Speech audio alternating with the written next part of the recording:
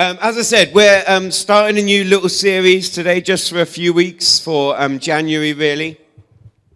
And the series is called Extreme Fishing. Now, I don't know how many of you have ever seen the TV program. Is it a Channel 5 program? Extreme Fishing with Robson Green. Put your hand up if you've ever seen that. But keep your hand up if you enjoy it. Some of you love that. I love that. Klinsman, I think your dad also enjoys it. It's a little family activity. I like that. It's a nice picture I've got. Extreme Fishing. I've never seen it, but essentially it's Robson Green, washed up celebrity, going out and finding some big fish and then getting them on a hook. And the reason it's called Extreme Fishing is that when Jesus went to gather his disciples, when he went particularly to the people that were fishermen, he said to them, "Come follow me, and I'm going to make you fishers of men." And what he means is, come and follow me. We're going to gather people together. We're going to let everyone know of the message of my kingdom. And some of them are going to make a decision to follow that and go with that. And over the last few months, you know that our whole theme this year is about outrageous love. And we looked at love that pursues us, love that is promised by God, love that persists, and love that is practical. We looked at the greatest commandment. We looked at whether we are lukewarm in our faith towards God and actually loving that rather than actually loving him. We looked at giving and sharing God's love to other people. And the whole key of this series is not that we just know God's outrageous love for us, but that we know it and then we pass it on to other people. The most loving thing you can ever do for somebody is to show them and introduce them to real love himself, which is Jesus. And that's what this series is going to be about, Extreme Fishing. And I believe that God has been saying to me for a while to do with A2J, which is where the outrageous love was kind of leading us. He's been saying to me for a while that it's time to go fishing. It's time to be fishers of men for A2J. It's time for us to show God's love in loads of different ways, to share his love in a load of different ways. It's time to tell the story of God and actually let everybody that we come into contact with have an opportunity to respond. And I'm so excited. I'm going to show a little clip in a moment. And I'm so excited this year because this year is a year of mission for us. We're not going to Bulgaria or somewhere like that, but it is a year of mission for us across the country. Hope 2018 is going across the country saying they dare to believe that the church will grow by 10% this year. And there's a load of things that are connected with that. And in our small groups, we're going to be doing something called Mission Academies. I want to just show you this little clip. It's a little promo of Mission Academies and what they are and what that's all about. In our small groups, we're going to be doing these over the next few months. So have a little look. I'll just say right now, we're not doing it because it's free. We're doing it because actually it's really good stuff. And there's little videos that kind of go along with it, presented by those two lovely people. And some amazing speakers from around the UK, just sharing little messages and stuff for us to talk about, with challenges for us over a 10-session kind of period, just to grow in actually confidence in what it is to share our faith and why we should share our faith. And that's what we'll be doing in our groups this year. We're going to look today at a really famous story. If you've got a Bible, why don't you turn to Matthew chapter 14.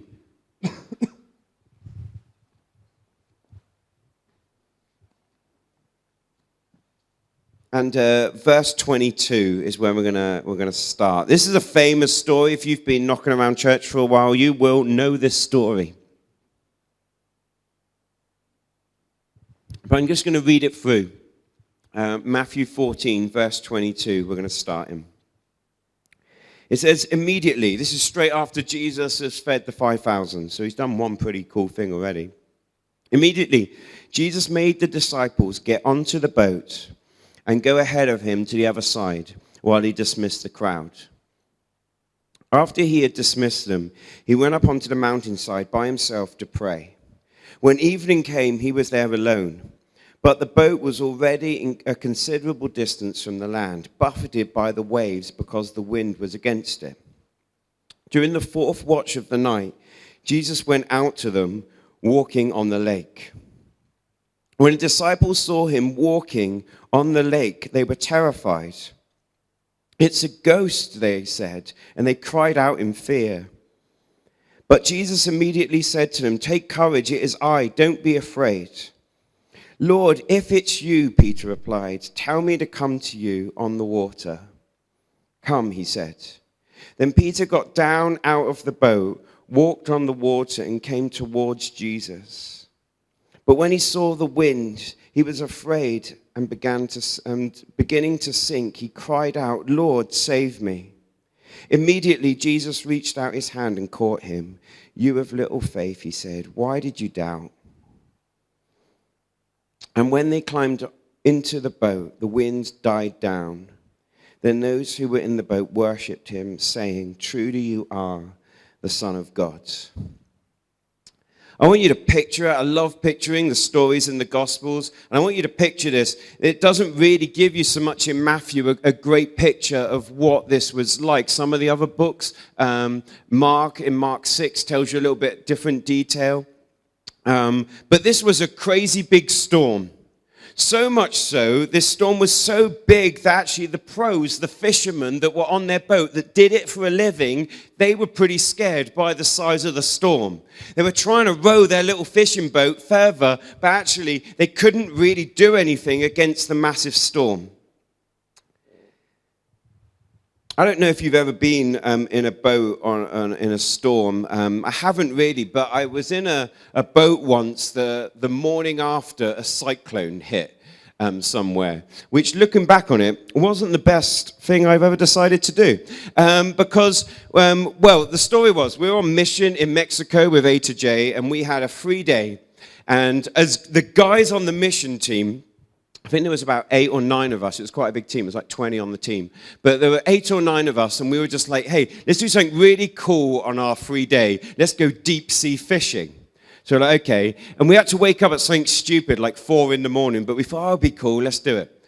So we woke up at 4 in the morning, only to get up for someone to come and tell us, no, it's cancelled. There was a cyclone earlier in the night, and actually you can't go out. Like it's too dangerous in some way, like the cyclone's been around. So we were like, oh, that's gutting. We kind of started to go back to bed, and then someone else turns up and says, actually, no, we can do it. The boat said they can go. And everyone was like, yeah, let's go then. And I was like, oh, no, okay. But I thought, yeah, let's go as well. So we get into this boat. Now, let me just say this, that we'd never been deep sea fishing before. And let me just state right now at the start, we didn't even see a fish because the cyclone had basically meant that all the fish had just gone right down to the bottom and weren't anywhere near any fishing rods or anything like this. So that was a failure. The second thing that was a little bit of a problem is that the guys that were steering, if that's the right word, the boat, were completely off their heads on drugs. And I'm not even joking. They were smoking. You just saw them welcoming me. They were welcoming us onto the boat, and their eyeballs were like massive. And I was like, there's something up with these guys. And it just stood at the top going like this, and there's clouds of smoke around this boat. And I'm like, oh no. But anyway, it's too late. We're on the boat. And we get on this boat, and we start to go out of the harbor. And then, like, the real waves start to hit. Now, this is the night after the cyclone, but my goodness, like, the boat is literally just rocking like this all over the boat. So the whole time you're just going like this. Now, the best thing is, for those of you who know Johnny Toms, the best thing about this is that Johnny felt sick almost instantly.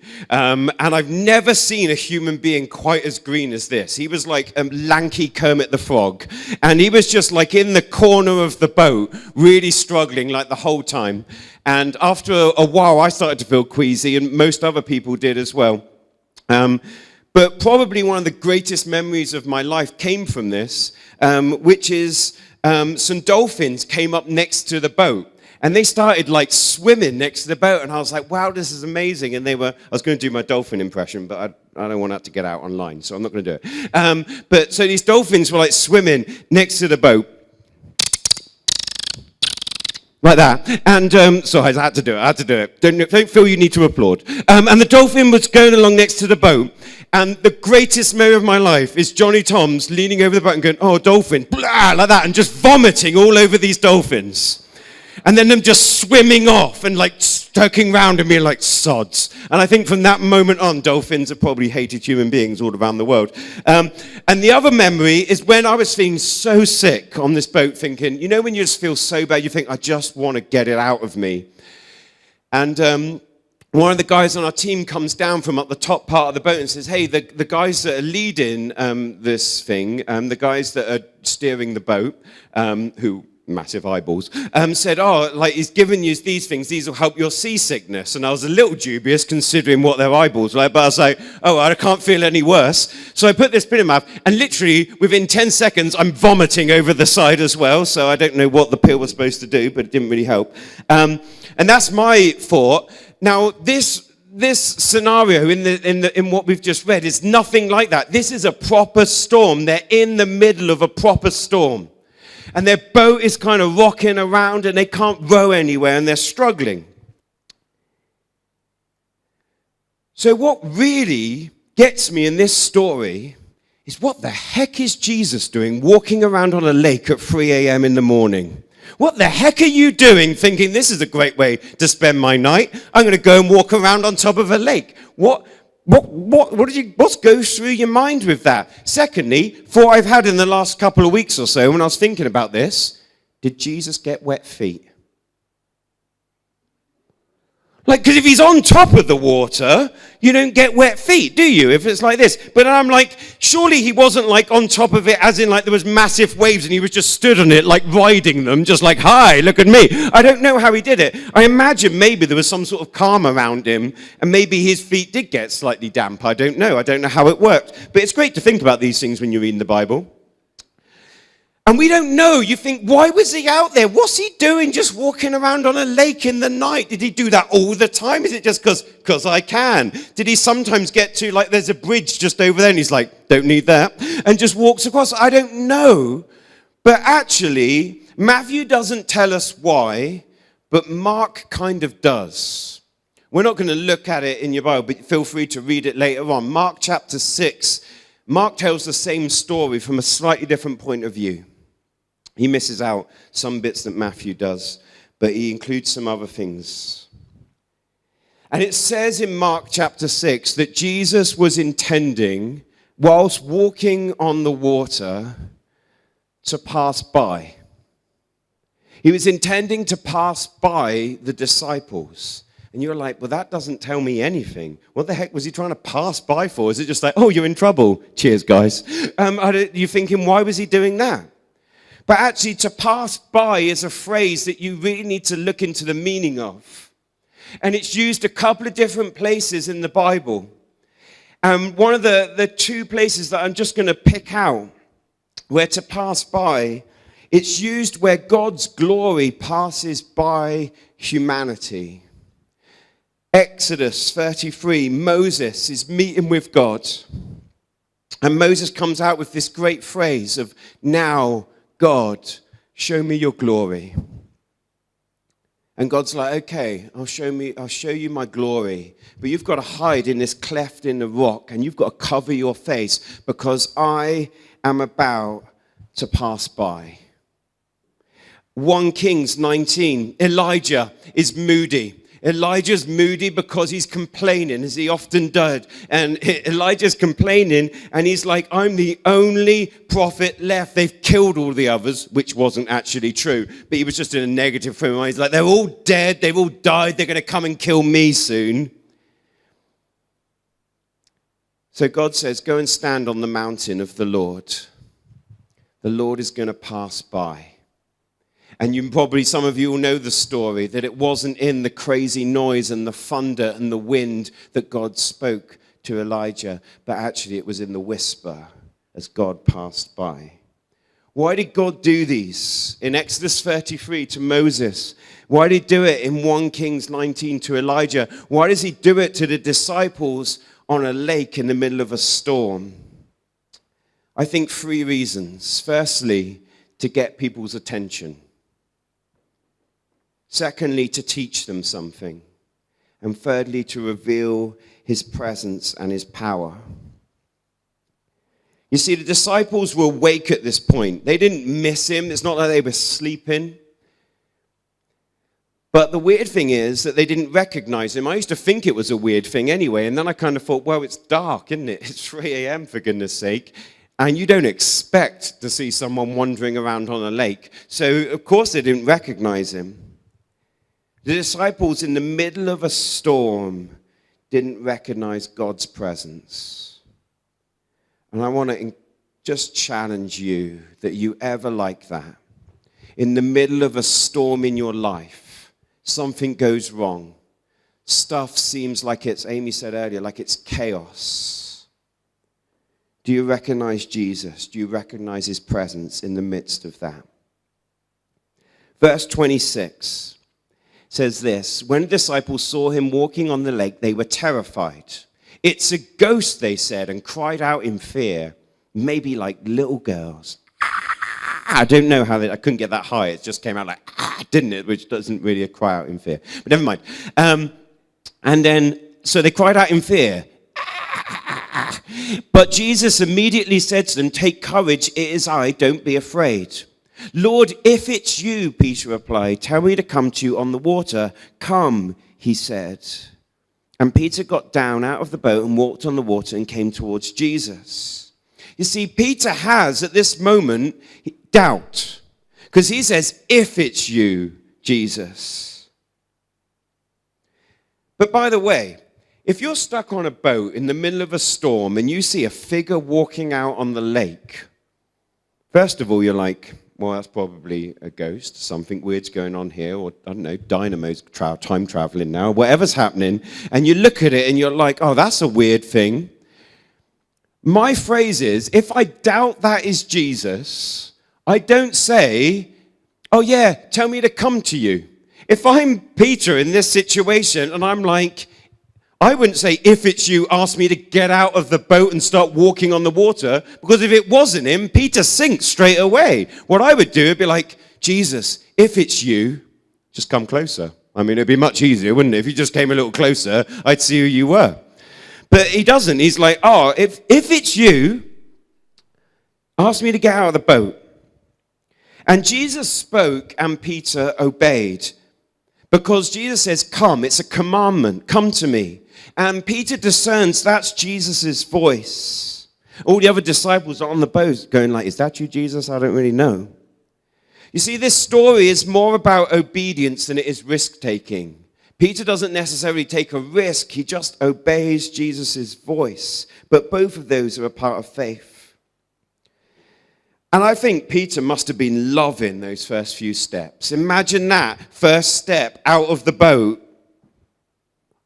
and just being like, oh, wow, I'm actually doing this. And I don't know if he started to feel a little cocky in his heart, a little bit like, I'm actually doing this. This is great. See this, guys? And just like all the other disciples were just sat behind being like, I don't really know how he's doing this, but wow, Pete's doing this. And Pete's a jerk most of the time. I don't even get how he's doing it. And as quite often with Peter, a moment of success is followed by a moment of failure. Because it says in verse 30, but when Peter saw the wind, which by the way, you can't, but when Peter saw the wind, or more like the effects of the wind, he was afraid and began to sink and cried out, Lord, save me. You see, what Peter did was he started to look at the circumstances. He takes his eyes off Jesus and starts looking at the circumstances. Nothing had changed, by the way. Like the storm hadn't suddenly got worse. The storm was the same as when he was on the boat to when he was walking on the water towards Jesus. But his perception of the circumstances had changed. And he must have started to go through the thoughts in his mind as he looks around and is like, my goodness me, this is dangerous. What was I thinking? I can't do this. I can't walk on water. And look at the waves, look at the wind, look at what's happening around me. And I don't know, he probably looks and he's like, oh, I'm far away from the boat. I'm far away from Jesus. Like, I'm in trouble here. You see, seeing the wind means one thing. In a situation, it means looking more at the circumstances than looking at Jesus. And when that's you sharing your faith with somebody, maybe the way you see the wind is you remember your past failures in trying to share your faith. Maybe you see the obstacles in your life to actually doing that. Maybe setbacks that you've had. Maybe the hard times that you've gone through. Maybe it's distractions, whether that's a wrong relationship or that's sin in your life or that's even good stuff that just takes the place of what is best. And you see the wind and you see the opposition to what you think God is asking you to do. And all of a sudden you start to sink. You see, in this story, the boat is the security. Although, let's be honest, it's pretty false security because the boat was struggling in the storm anyway. But the boat means security.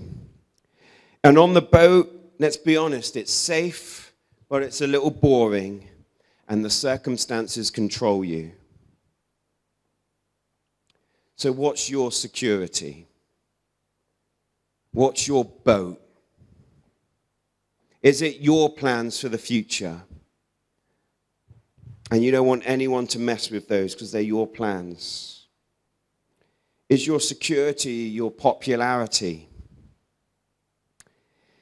Is it being in a relationship and feeling wanted even when you know it's not right?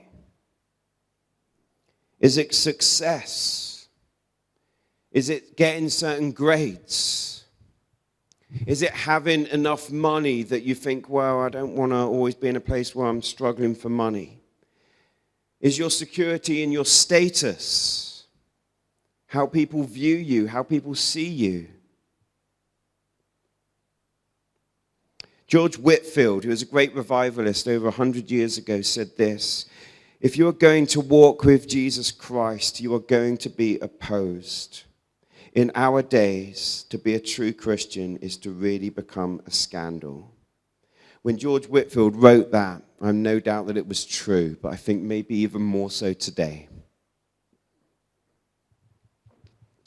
And actually what Jesus is calling us to is to be more concerned with him than success or achieving our goals.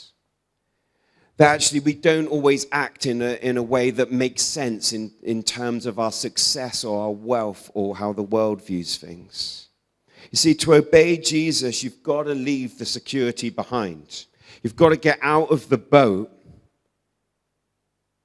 and get on top of the circumstances. And be in that place where life is pretty exciting. It's quite an adventure, but it is also a fraction bit scary because you're doing something that is requiring trust and obedience in Jesus. But to trust and obey Jesus, you've got to leave the security of the boat behind. And if you're worried that, what if I do that? What if I leave my security behind and in my life I start to sink? I start to get into trouble. I start to really struggle through life. Well, if you start to sink, you cry out to Jesus. And Jesus walks towards you. He reaches out. And he holds you. And he probably will tenderly say something like, why did you doubt me? Why did you doubt? I'm always going to be here for you. You see, comfort in a sense of where our faith is at is not a thing that Jesus sees as a good idea. Comfort in our faith is not a good idea. We don't need Jesus if we're comfortable. We don't need Jesus if there's no risk in our life. We don't need Jesus if there's limited obedience in our life. And maybe for some of you, you're just like, actually, I feel quite like I'm in that place with my faith in God. For some of us, when we come to A2J, it's so comfortable that actually we miss out on what God has for us. For some of us, we need to be disturbed. We need something within us to be awoken. You see, God would prefer us to be in a place where we are crying out for his presence and his power just to take another step, where we're out of our comfort zone and we're living an adventure with him. And as A2J and as individuals, we need to get out of our comfort zones. You can't grow in your comfort zone. It's like, as I say this many times, if you want to get fit, there's going to be pain involved. No pain, no gain, unfortunately, is true. If you want to build muscle, you're going to need to get to a place where you actually, in some ways, you're hurting. You're out of your comfort zone. There's no point in saying, I want to build muscle, but you go to the gym or you get some weights and you do like 5 reps a day and then be like, that'll do. Doesn't work. You've got to go to a place where actually you can't do another thing. You can't lift the weight. You can't manage another repetition of what you've been doing. And then when that happens, your muscle kind of tears ever so slightly. Not like in a big way, like your bicep falls off, but ever so slightly. And what happens is when you rest, because that's just as important to bodybuilding and for building muscle, when you rest, your muscle heals that tear and it becomes stronger. But you've actually got to get to a place where you're uncomfortable that you can get stronger and the muscle will get bigger.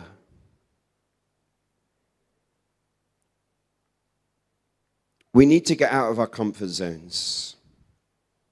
I want you guys to grow in your faith in God, like desperately. But I also want the numbers within this room to grow, and I want that desperately.